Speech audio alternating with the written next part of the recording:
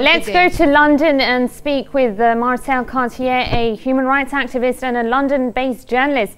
Marcel, we're hearing these conflicting reports about the potential agreement of a ceasefire between both sides, but on the ground fighting hasn't stopped. Is this the storm before the calm?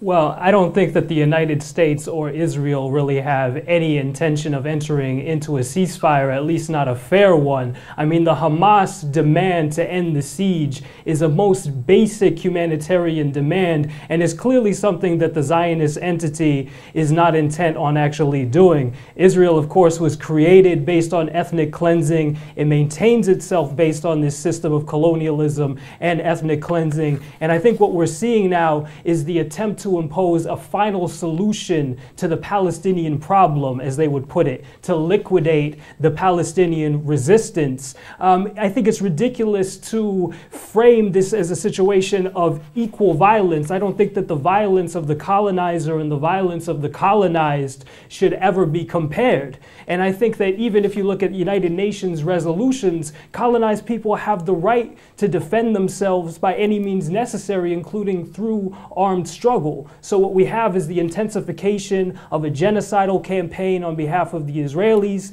principally backed by the United States. I mean, we can't really separate the two countries because as an American myself, I know that the United States is bankrolling Israel to the extent of over $8 million a day. So when John Kerry came out in the media last week and he said that we're willing to give, I think it was close to $50 million in aid to the people of Gaza, many Americans looked at that and said, oh, look, we're doing something positive for the people of Palestine. We actually are showing that we care. But in reality, that number is less than 1 week of military aid to Israel. So we see, again, the United States basically pulling the strings here and, you know, asserting its imperial dominance across the globe at the expense of countless men, women, and children dying on the ground in Gaza.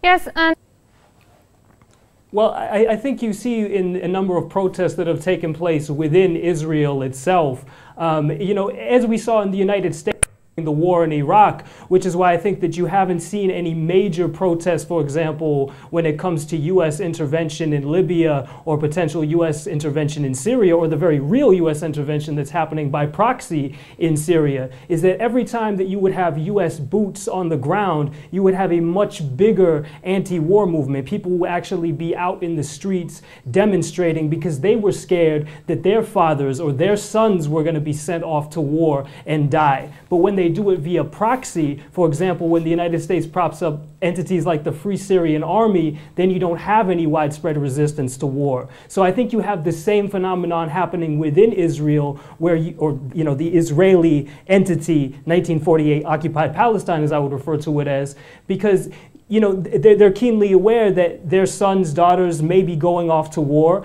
and, you know, may be dying. And this is, of course, something that, you know, strikes close to home. So the more losses that are incurred, that would probably be the way that this conflict is going to come to an end sooner rather than later.